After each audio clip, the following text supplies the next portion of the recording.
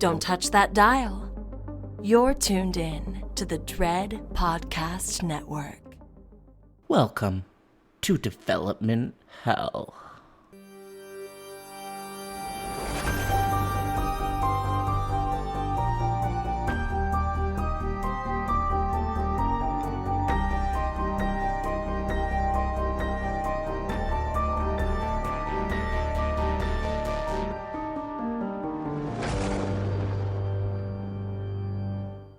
For every horror movie that hits V.O.D, countless others end up D.O.A.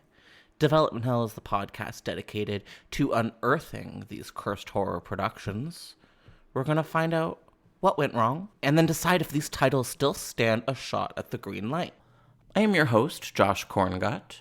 I am the managing editor of Dread Central. I am also a filmmaker in Toronto, Canada. This podcast is a proud member of the Dread Podcast Network.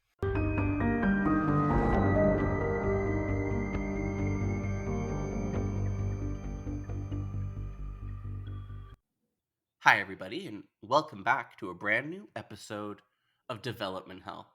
Today we are going back to a familiar topic that we have been to before, which is Friday the 13th and the land of Jason Voorhees. But we've never seen him in the light that we are about to discuss today. Today we're taking a look at the time, he almost encountered Cheech and Chong. This was going to be sort of in line with the Universal Monsters meeting Abbott and Costello, a comedy version using the official franchise as a jumping point, and I think it's going to make for an interesting episode. Today we are going to discuss the Friday franchise as a whole, as well as this unmade comedy. We're also going to take a peek into how this film, which was never made, kind of led into us getting a Freddy versus Jason, which, that's horror history. Our special guest today is Jeff Seemann.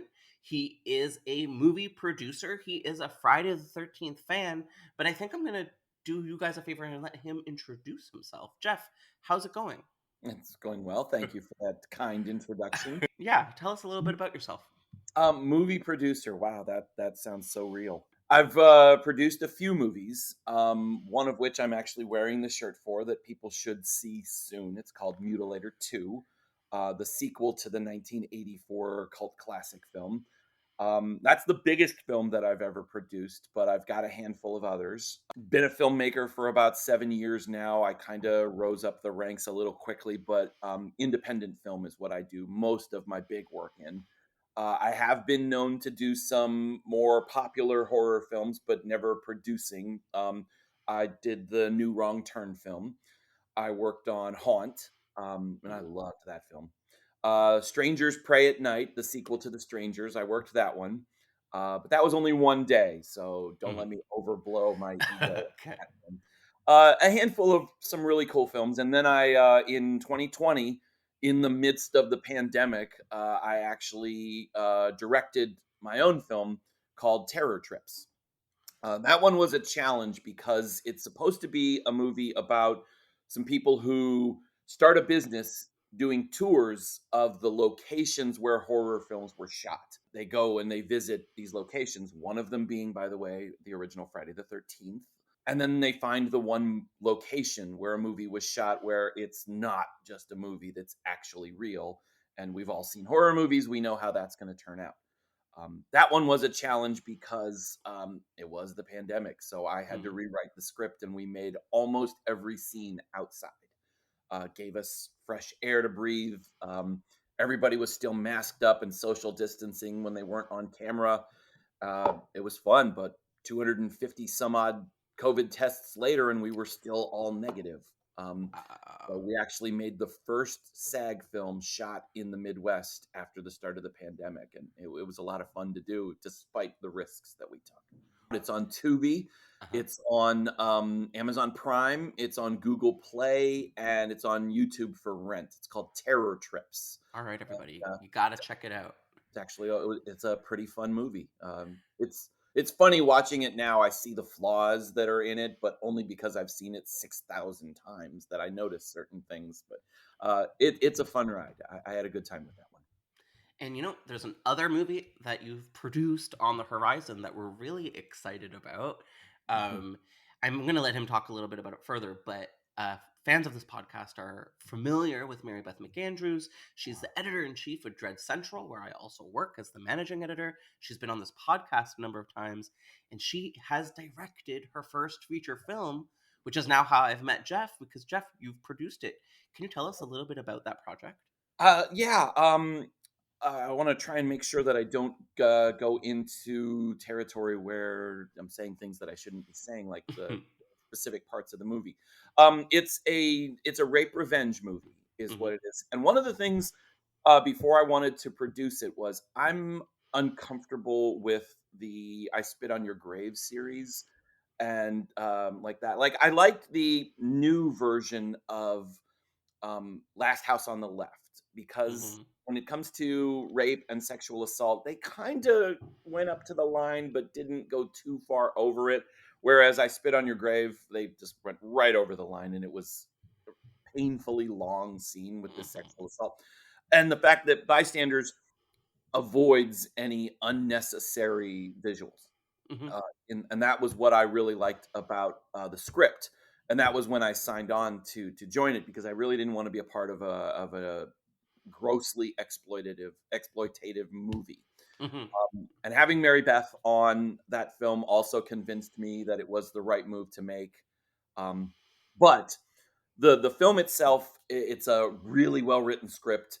So, how did you become involved with Bystanders? The executive producer, Cole Payne, he and I were working on another film at the time called The A-Frame. You'll see that one probably in about another 9 months. And he asks me if I want to get involved with this rape revenge film called Bystanders. And two women are involved with it, one writing, one directing. And there was this Zoom call. So I jumped on, and I fell so hard for Mary Beth. She's such a wonderful person. Um, she was just great to talk to on this Zoom call. She had everything together, ready to go. So they sent me the script. I loved it.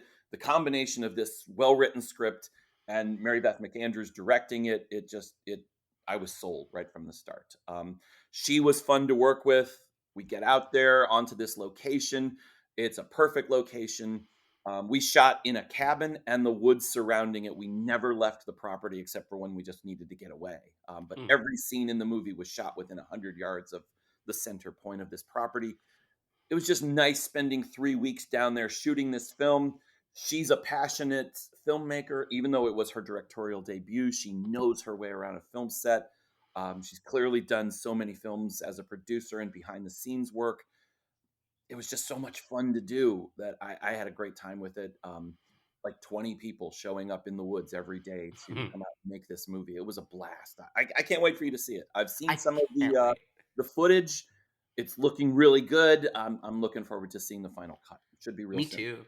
Yeah. And if anyone at home sort of wants to learn a little bit more about Bystanders, you can take a look at the official announcement over on Dread Central. You just gotta Google Dread Central and Bystanders, and it'll pop right up.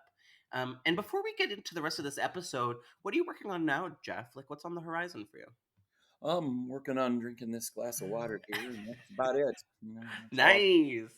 Well, Actually, Mutilator 2, we're working on distribution for that right now. I'm going to actually, tomorrow morning, I'm going to be acting in a movie. I don't know how to act, but I'm going oh. to try. Mhm. Just a low budget horror film produced by Hannah Fearman Mhm. and starring Cheney Morrow. Going to have some fun with that. And then there's a couple of other projects that I'm looking at for the near future.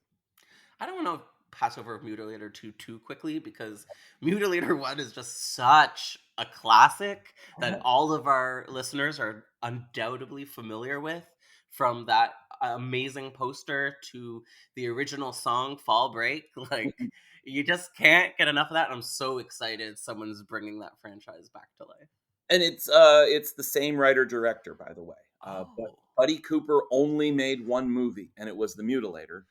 And he had this script written for years. We tried to make it in 2019, Hmm. and Buddy fell ill. And when he was doing better again, COVID hit. Mm. So we just kept pushing it, and finally we got to it in 2022. Shot it at the same location as the original film. Whoa. There are 7 people from the original Mutilator film that are in Mutilator 2. It was just so much fun. We spent 5 weeks shooting this thing on the beach, which was amazing and wonderful for everybody except the sound guy. If you've ever tried to sound mix waves in the background and get them to blend, yeah, no, that's not easy.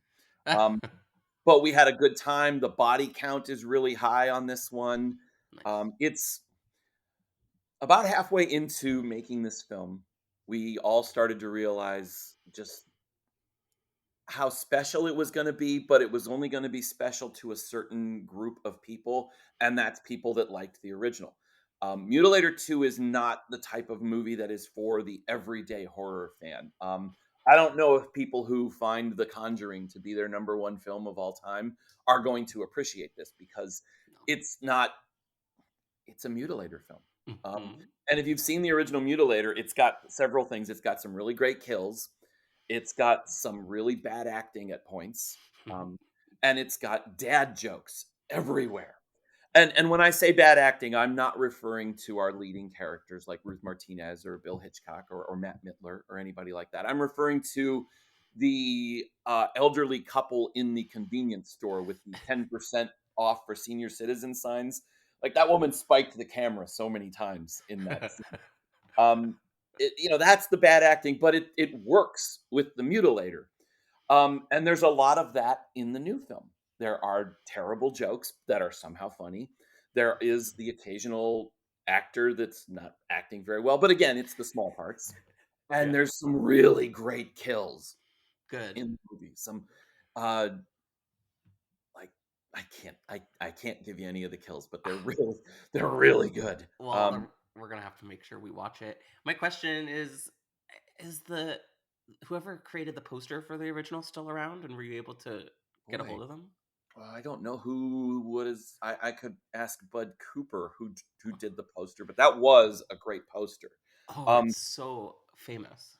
and I mean, I'm assuming that the poster was made after the film was made, because Oh that's yeah. a nice, you couldn't have done that. Like, you couldn't have made that poster any better to the one scene that was in the movie with everybody hanging in the closet in the garage. And that tagline was great, even though it was historically inaccurate, because there was no sword used in the movie. Oh Uh, yes, I forgot about the tagline. By sword, by hook, by crook. by What was it? axe, bye bye. Bye bye. But what Bud Cooper wanted to do in the original was he Funny. wanted to kill people using nautical instruments, and he did Cool. repeatedly. And he wanted to do it again in the sequel, and he did repeatedly. There's one kill on the pier that's just it's got Carol Herring gets killed in this scene, and I'm not telling you how, but it was really well done. It was fun to shoot. We had a good time with it, and our stunt person just crushed it with that. And our stunt person actually was also another actress in the movie too, Cody Cameron. Hmm. It was just fun. If you just want to see a lot of really great kills and some blood, you're gonna love this movie. And I think you were mentioning, this kind of movie is not necessarily for all horror fans, but I'm pretty sure that the Mutilator series is definitely for development hell fans. So I know everyone's going to be psyched to check it out. And for those who cannot see, which is all of you, the Mutilator 2 shirt that he is wearing, the 2 is the hook shaped into the number 2, which is just so cool. So we're psyched. And to round up this intro section, I just want to say that the sources for today's episode include the Postmortem with Mick Garris podcast, which is also hosted right here on the Dread Central Podcast Network, as well as Wikipedia. Shh, it's fine. So now we're going to jump into Friday the 13th. And one of the reasons I brought you in today is because, well, as we mentioned before, Mary Beth McAndrews, a friend of both of ours, when I asked her, who would be a great guest for a Friday the 13th episode, the first name that came to her mind was Jeff. So I'm excited to talk to you a little bit about that. What was your first sort of encounter with Friday the 13th? That is a great story, actually. I am 11 years old at the time, and my parents take my older brother and I to the drive-in movie theater. And back when that happened, drive-in movie theaters were multiplexes. There were 3 screens, sometimes 4, but there was always multiple screens happening. And we probably went to see some comedy that my dad wanted to see and knew that it was comfortable for kids. My brother was 14, I was 11. And we're watching the movie, and I'm looking out the window, just looking out the side window. And on an adjacent screen is Friday the 13th. And I'm just not interested in the movie they went to see. And I'm watching this thing. And my mom at some point turns around to check on her kids, see maybe if we're asleep at this point. I don't know. And she realizes that I'm looking in a different direction. And when she looks to see what I'm watching is the exact moment when Annie gets her throat slashed against the tree. The first kill of the counselors outside of Barry and Claudette from the opening scene. Mm-hmm. And it's, she says to my dad, hey, we can't have this. Our 11-year-old son is watching this woman get murdered on screen. So they pull up closer and I didn't get to see it. But by that point, it's too late. I'm hooked. I want to see more horror films. I want to see more of this type of stuff. And, my foray into horror films was sealed at that moment. So I saw it at a drive-in is the short version of that story. Wow, and it got you into the horror genre in It general. did. It did. That's pretty cool. So aside from that, was that the first film that you ever watched in the franchise? Was the first one when you finally got a hold of the actual movie itself? I don't recall. I think that when I actually finally saw the first film, it was not for the see the full film for the first time. I think by that point I had already seen another one. I don't remember if we rented the original Friday the 13th before part 2 came out, but in the year that it took from between 1 and 2 to come out, my mom had realized, we created a monster, and I saw part 2 with her in the theater. Whoa. She took me to it. At least Thanks, that's Mom. the memory I have. My somebody told me that it was my dad, but I don't recall. I thought it was my mom, and maybe that memory is tainted a little bit because after my dad passed away, my mom and I, that's what we would do. We would watch horror movies all the time. We watched them before, but it became more of a tradition for us after he passed away, and that was only 15 years ago. So I had a long history with horror before my father passed away. But I know I saw part 2 in the theater, and then by the time 3 came out, I was old enough to kind of go alone. Like nobody really checked an ID at the door, and I started seeing them all. I'm not sure if that was the first movie I saw in its entirety, but it was either 1 or 2. So you were able to sort of watch these movies by at least the second and third one in the theater, which is so amazing. I'm very, very jealous. 3 gave me a little bit of the dizzies, which eventually later turned into vertigo, which I still get from time to time. But that 3D, man, that triggered something in my brain. But I still sat there and watched the whole thing despite being dizzy. 3D, I feel like we still haven't figured it out really necessarily. And that was terrible 3D. Oh, yes, it was. But it was fun. And that third film, is polarizing, I think, but at least we can all be grateful that is where we got the iconic mask. Exactly. But it's certainly not my personal favorite. I gotta say, I think when it comes to the franchise, I oscillate regularly between what are my favorite films, and we're gonna dig into part 6 today because it has a lot to do with the unmade film that's on our slate. But number 6 is very regularly cited as my favorite film, but then number 2 is so good and so scary. I rewatched it with a friend of mine recently who had never seen part 2, and I forgot the final act is frightening. It's really scary and really great. Do you have a favorite film or favorite films in the franchise? It's gotta be, and I'm gonna go back and forth between them for the rest of my life.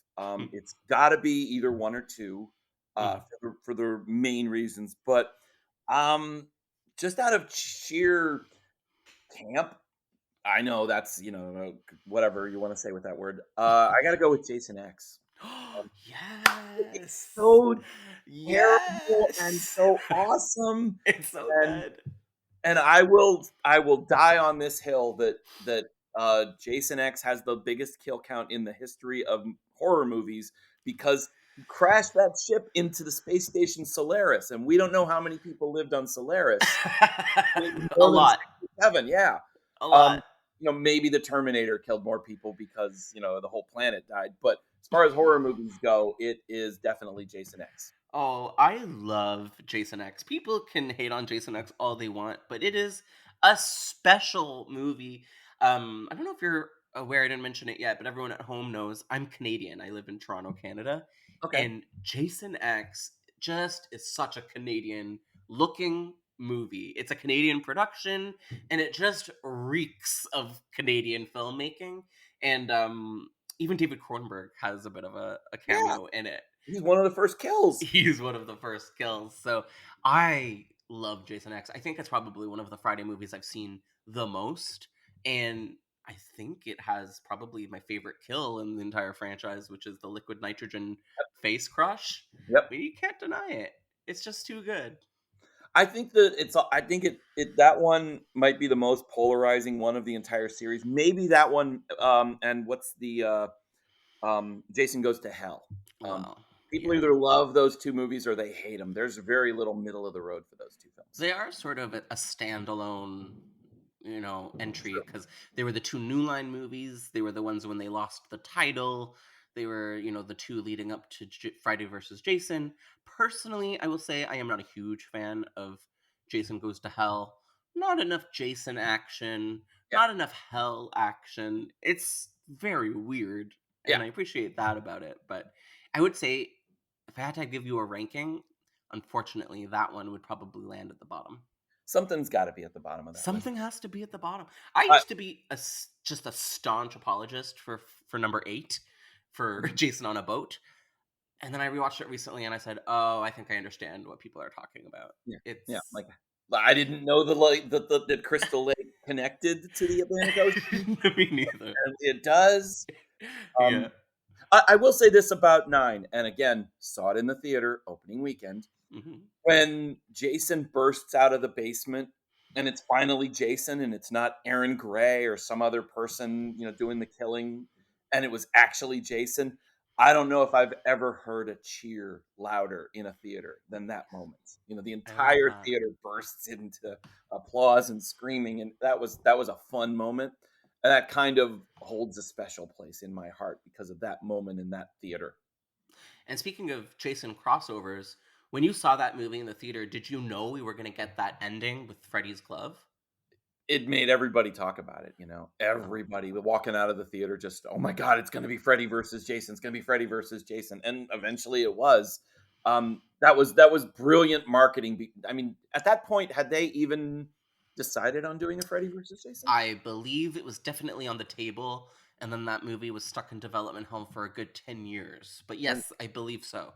It was a brilliant piece of marketing then. They were already promoting a movie that only existed on paper. And that's brilliant. Yeah. I got hats off to that.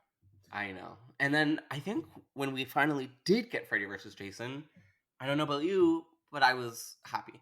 I was content with what we received. So I think that one would actually be at the bottom of my Friday the 13th movie list, but it doesn't mean I don't love it. Yeah, that's fair. You got 12 movies if you don't count the Never Hike Alone series.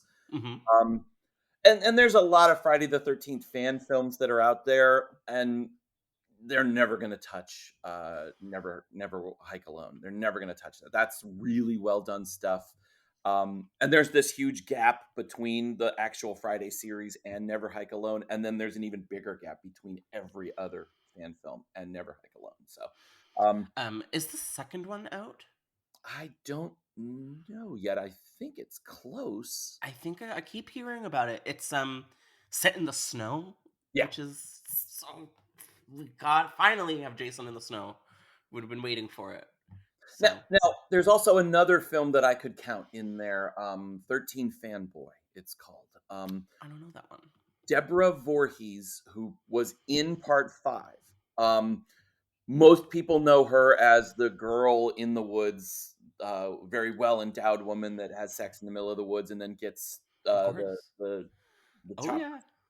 through the eyes. She wrote and directed this film called 13 Fanboy, and it's the story of a killer who stalks people who were in horror films, and as if they were the actual characters in the film and not just actors playing the characters. Oh. And it's really well done. And I don't know if it would fall into the Friday the 13th family, but there's so many Friday actors in it. The lineup of actors, it's a who's who of horror films, and oftentimes those type of movies fail. Hmm. And I don't want to name names and attack any hardworking indie filmmaker or anything like that, but sometimes those large casts fail terribly. And this one, it didn't. Dee Wallace is the lead, who was never in a Friday movie, but everybody knows and loves Dee. Oh yeah. And then Lar Park Lincoln was in it. I'm blanking on several names, but there's at least anywhere between 5 and 10 people who have been in Friday movies It's a good idea. that are in this film, and give it a chance. It's a good watch. I would definitely try that out. Are you a fan of the Scream movies? I am, but as far as the if you had me rank the all of these huge franchises, Saw, Nightmare on Elm Street, Scream, Friday the 13th, Halloween, I think Scream would actually come low on the rank. Okay. I think Scream lost its Luster. after 3. Yeah, it's arguable, but I have this pitch that nobody cares about for Scream, like a 7, which is related to what you just said, so I want to share it. Because that's like it's the meta franchise. It's the Yeah. franchise that likes to sort of fold in on itself. So I was thinking, like, how do we bring back all of our favorites?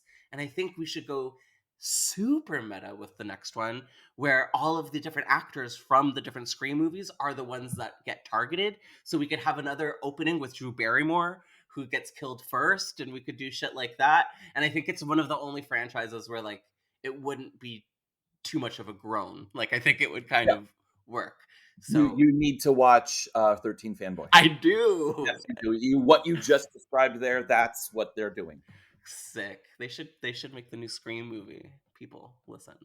Exactly. So, before we get into the details of Cheech and Chong, let's talk just a little bit more about the Friday franchise and what we would like to see happen with it. First of all, are you familiar with the upcoming Crystal Lake television series? I am, but only to the point of what I read in, Dread or Fangoria or Bloody Disgusting. I don't know enough about it, but I also know that if Adrienne King's involved, I want to see it. She is. I think she's like producing it big time with She's Brian Fuller. she's a treat in every possible way. I love that woman as an actress and as a person. I Whoa. actually buy wine from her winery. How do you know her? How have you met her? Well, we're gonna sidetrack here. Let's do it. Okay.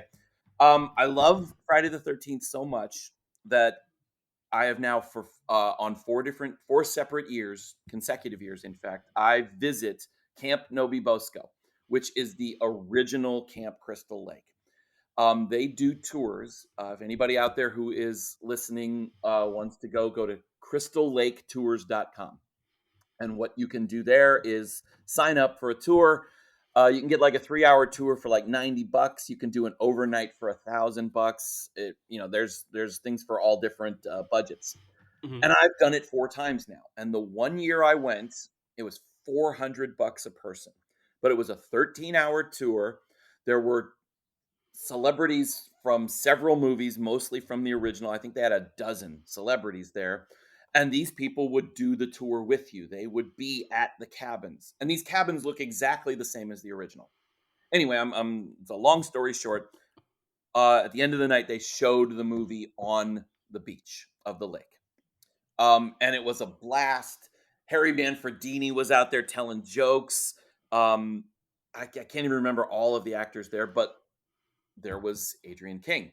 And she was so sweet and so kind. And we spent some time talking to each other, just having a great time. And she talks about her winery. And I bought 6 bottles from her, and they were delivered like a couple of weeks later. But Oh, cool. I met her at her actual cabin from the film, is what I was. I'm so jealous. I have to do that one day. There's no It's in question. Jersey. It's in New Jersey. Just go to Crystal Lake Tours and check it out. You can even a 3-hour tour for like $90 a person. So worth it. It's so worth it. 100% has to happen one of Do these it. days. Do it. It's good. Is there an icon or a franchise or a character that you would want to see Jason cross over with? Is there anyone that would sort of be your go-to or sort of your fantasy crossover? Um, Counter to what this conversation is going to be about today, no, I don't want to see it at all. Mm-hmm. I think that the limit of what we should be doing with crossovers has happened already with Mm-hmm. the Freddy movie. I think that Friday the 13th and Jason Voorhees can stand on his own and doesn't need. I think the crossovers. I think there was a Brady Bunch Partridge Family crossover a long time ago, and producers and people in Hollywood thought, "Oh, this is a great thing. We're teaming up," and it keeps happening. And I think it cheapens both franchises when it happens. I Um, think you're right. I do.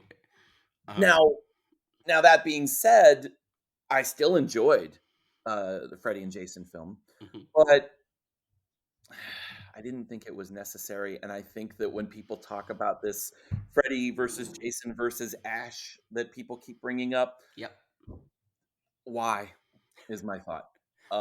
These three, yeah, well, yeah, money is the one thing, but it's like, what are you going to gain out of it? I think that Ash versus the Deadites is perfect the way it is. I think Freddy being chasing the kids and trying to survive from the attacks from Nancy and everybody is perfect.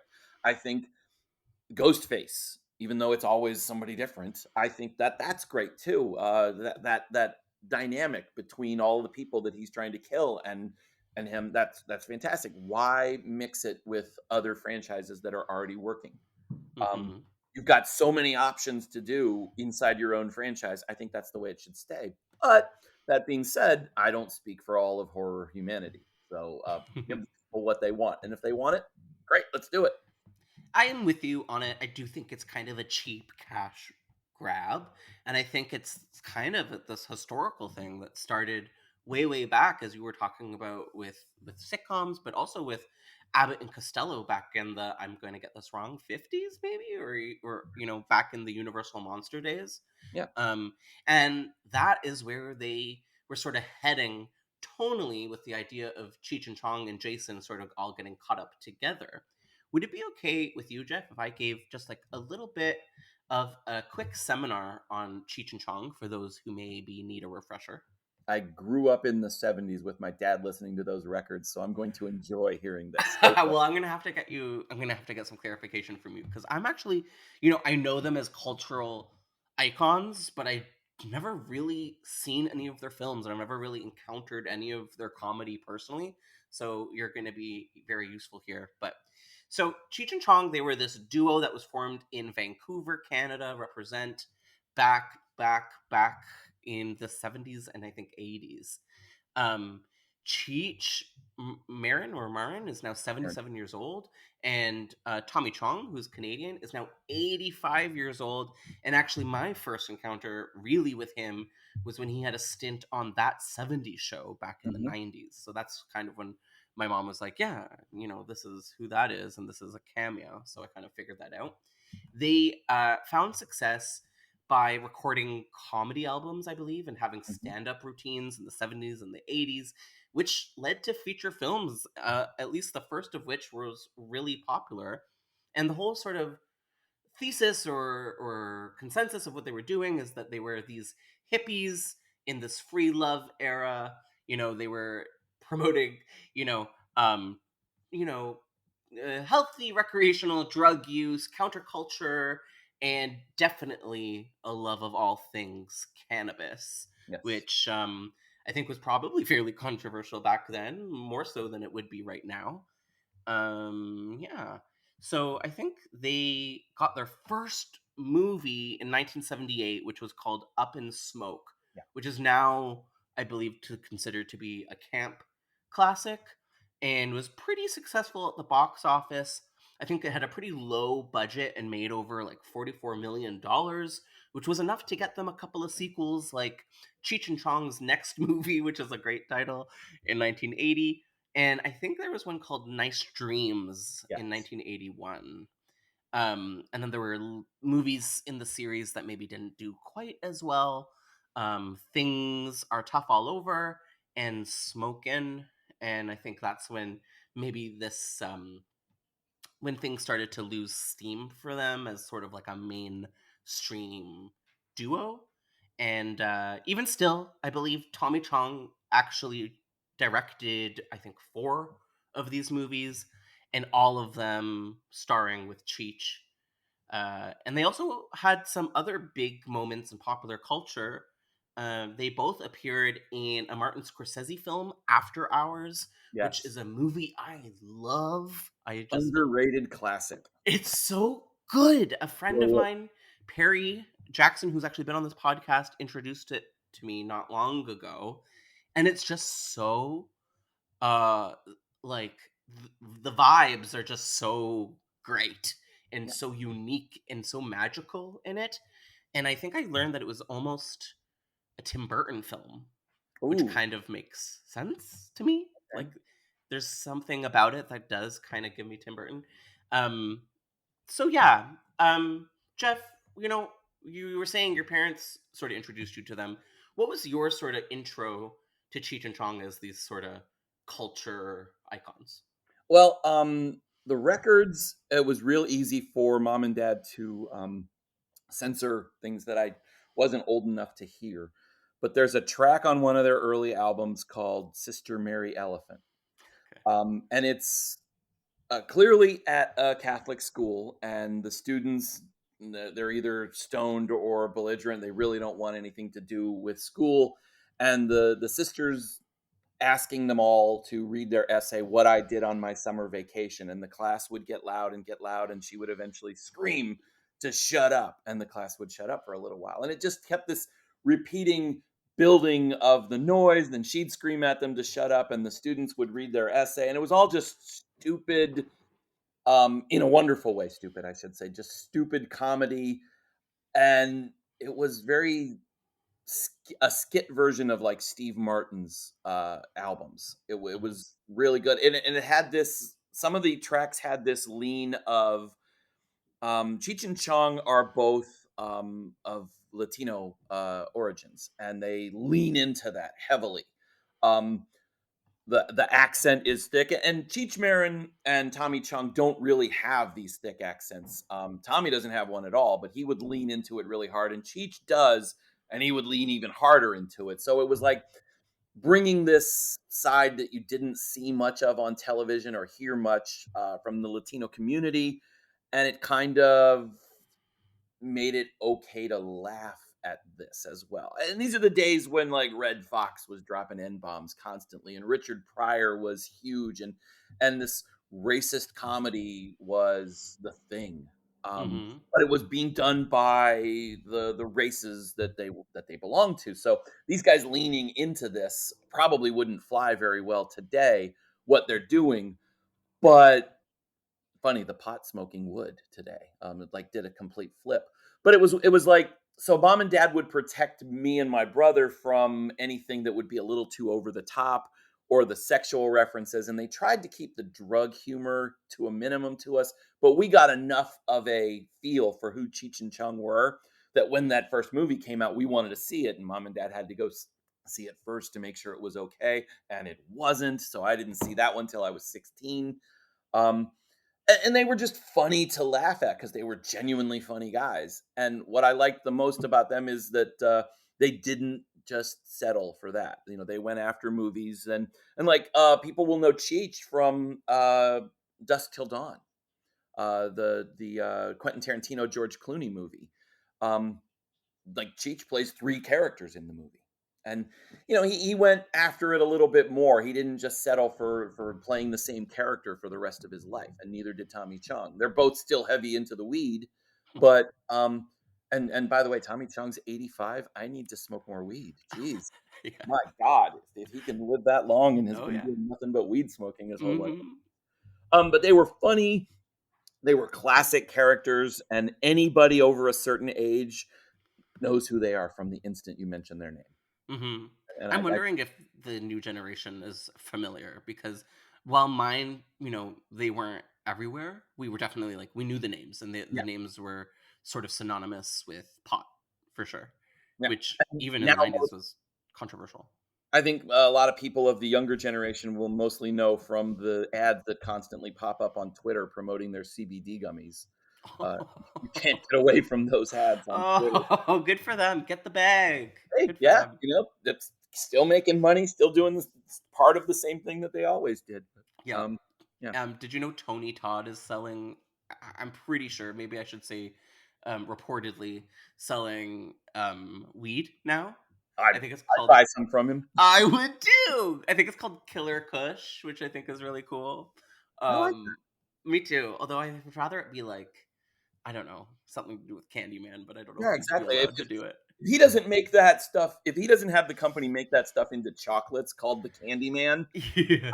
there's something wrong. Or That, like THC infused honey, you yes. know? Yeah, oh my god, that's even better. I love, God, or just like honey flavored. Listen, I would support it. I would invest, to be honest. So, yeah, I would. Yeah, um, Tony Todd, do it, man. Please do it. yes, Tony Todd, reportedly, because I am not able to back that up right now. Yeah. So I personally, as I said, I never really encountered their comedy, but did it feel like groundbreaking at the time because of the way that they handled drug culture, or did it just feel kind of like a butt of a joke? I think both, because it felt groundbreaking to me because it was the first time that I had ever heard anybody make jokes about weed. I was pretty young too. So I Hmm. hadn't experienced much of the world. Um, but I do know that my mom and dad found it to be really funny, and they were big fans. Mom and dad probably, well, I know dad never ever smoked. Well, I hope not. I assume not. If they did, they hid it from me really well. I'm pretty sure mom and dad never ever partook in the weed, or if that's even a word. Um, but I knew that they found it funny, and I'm pretty sure that I guess the word that I might be looking for is this uniqueness that, there was open comedy about weed. I think that they liked that. So maybe groundbreaking is the term for it. It was novel to them. Mm, yes. Whereas nowadays, if someone came out doing that, it would just be another person joking about weed. I think they might have been the first to really do it successfully.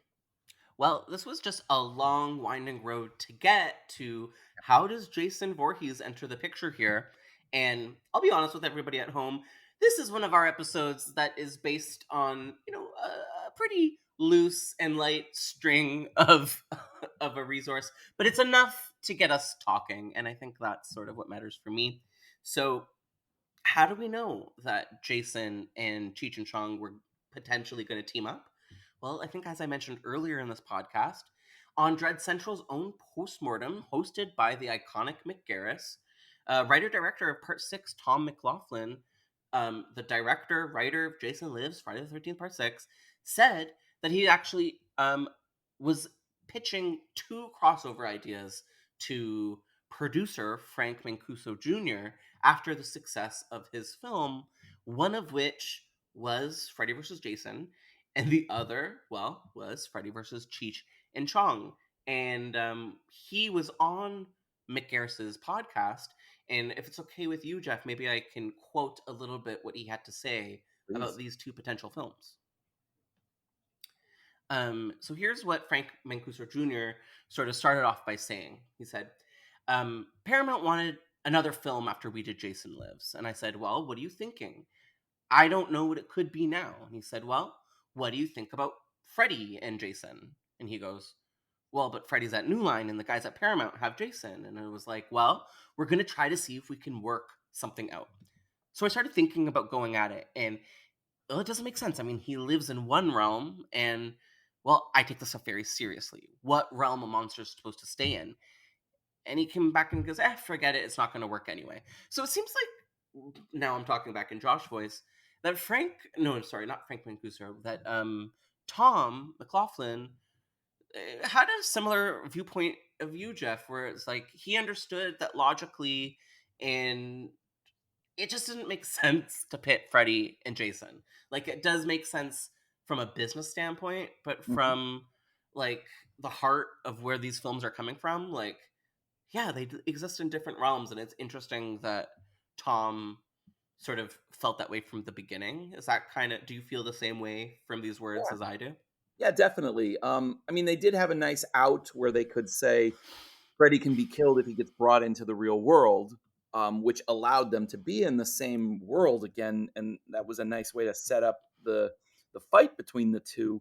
I Hmm. just didn't really see much more than that, and that was good writing to be able to bring Jason and Freddy together.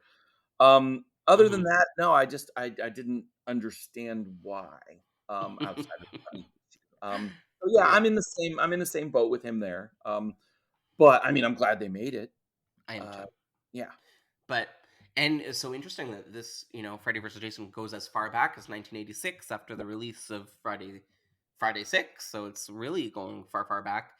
And that one of the first creatives on board, or at least in the room, was Tom McLaughlin, who is just so talented and kind of, I don't know, could be cited as inventing the meta slasher in a way with Friday okay. 6. Hmm. It's pre-Scream, yeah, and I think he was even approached with Scream, and he said, "Well, I've done this already. Why would I do this again?" And I think he regretted that decision. But Probably. um, so after this conversation about Freddy versus Jason, he was stewing and he was thinking, well, like, who else would make sense? And I think he went to go see like what Paramount properties, could potentially add up for Jason. And he said on the podcast, you know what? You guys own Cheech and Chong. What if we do Cheech and Chong meets Jason? They're like camp counselors or something. It's like, hey man, I saw Jason out there. No man, that's a myth. He said, you know what? No. And so clearly Frank Mancuso Jr. didn't let this idea get too far. Um, but it's enough to be a bit of a footnote in horror history, and was enough for us to sort of come together today about it. So, um, Jeff, do you think this could have worked? Do you think that there's a world where like we could have established this Abbott and Costello silliness in this franchise? I think so, but where I think it might have worked best would be a short film. Oh. 'Cause really, how much can you do now? Obviously, you can do a lot because way worse movies have been made that made money. Um, I'm looking at you, James Corden, and everything you've ever done. Um, Yeah. Yeah. I would say it would probably do really well as a short film, maybe up to 20 minutes or so, but I don't know how much you could actually get out of that before it just got tired. Um, that being said, um, a movie like Sleepaway Camp, Mm. which had a heavily comedic vibe to it at points, um, and was still a quality slasher film with a great twist to it, you can still pull off the comedy, but at some point you got to pick a lane. Are you going to go comedy? Are you going to go horror? You can do both, but when you've got something that is so very one-sided horror and one that is so very one-sided comedy, it's going to be tough to mix the two. Hmm. Like Tucker and Dale versus Evil, Yes. that pulled off well with horror comedy, mainly because there was no history for this. Everything that you saw in that movie was within its own little 90-minute world, or however Hmm. long the movie was. Cheech and Chong and Jason Voorhees have these long histories. And if you draw either one of them away from what they're known for, it's not going to work after a while. Hmm. Now, watch tomorrow. There's going to be a release that they've finished production on this film, and it's fantastic, and it's got 110% on Rotten Tomatoes.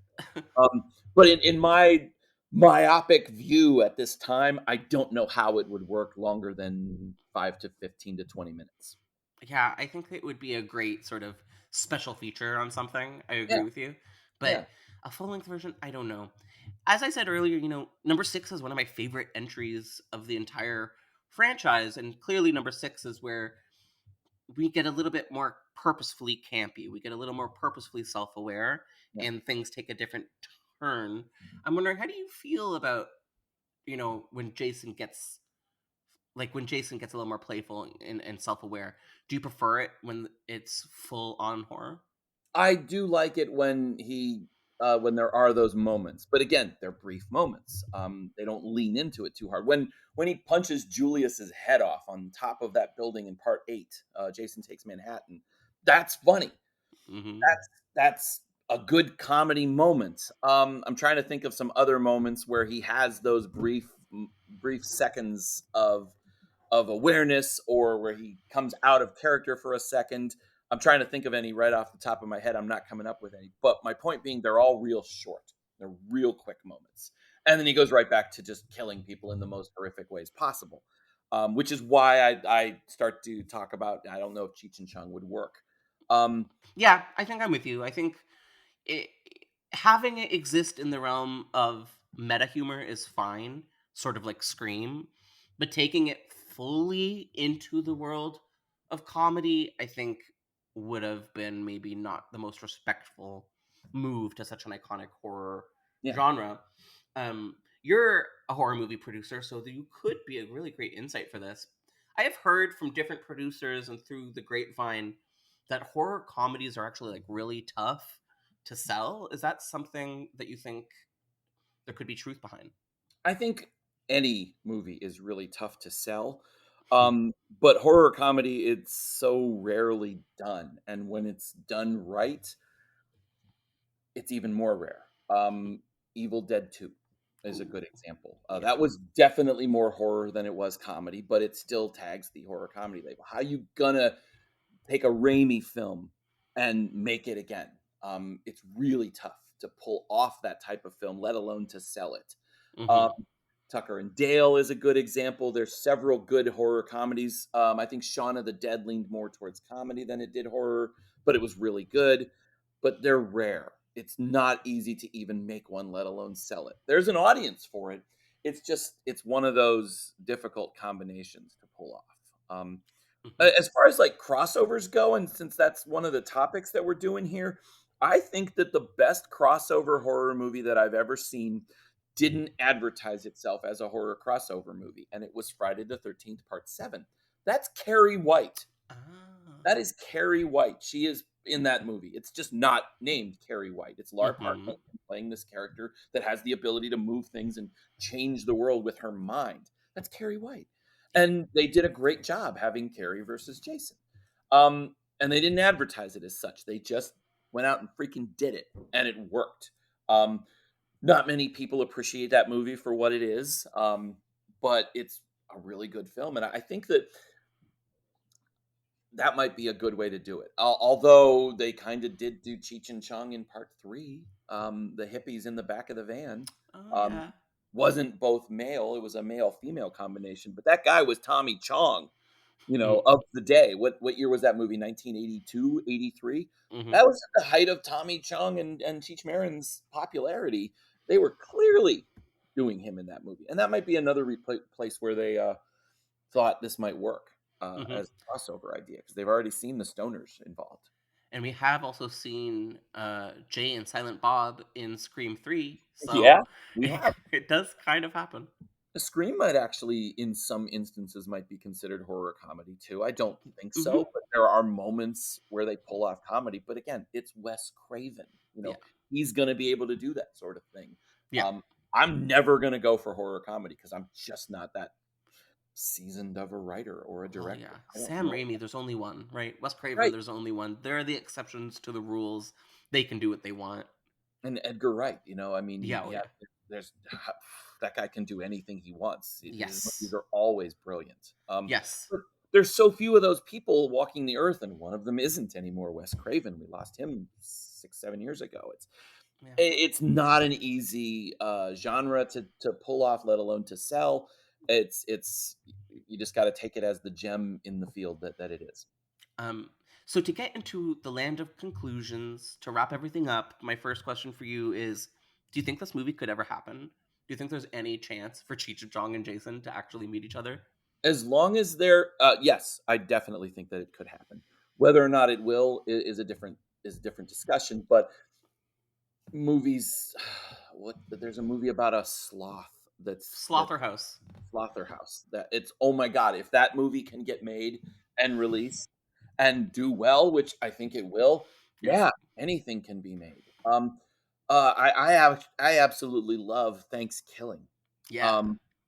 They lean heavily into the comedy in this comedy horror, and if movies like that are just so stupid that they're awesome, craptastic is the word that we use. Yeah. They're so terrible that you love them. And more power to the makers of these types of movies.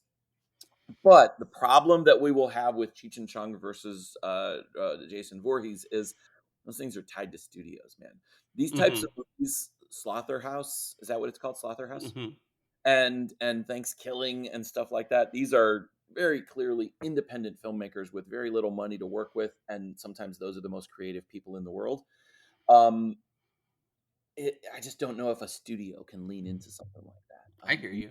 You That could makes see sense. that. I could see that movie happening if it was done as a fan film or something that would then get sued out of existence. Yeah. I could see it happening. I just don't know if it will in our lifetimes. And on that note, Jeff, this has been an awesome conversation. Thank you so much for joining me. My last question for you is, where can you be found online if you wish to be found? I still belong to X, Twitter. Mm-hmm. No matter what that idiot calls it, it's Twitter. Yep. Jeff from Ohio is my tag there. You can find me on TikTok under Terror Trips. Just find me on Facebook. I'll talk to you. I'm open with fans or people who just want to talk horror films for me.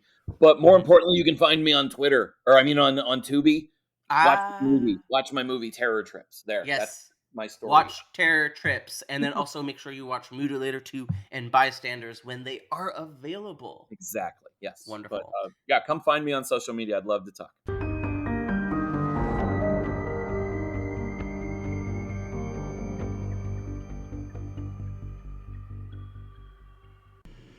Thank you so much for listening to Development Hell. If you enjoy this podcast, then please do us a major favor of leaving us 5 stars and writing a positive review. It really makes all the difference in the world. We'll see you next week with a brand new episode of Development Hell. Thank you for listening to the Dread Podcast Network.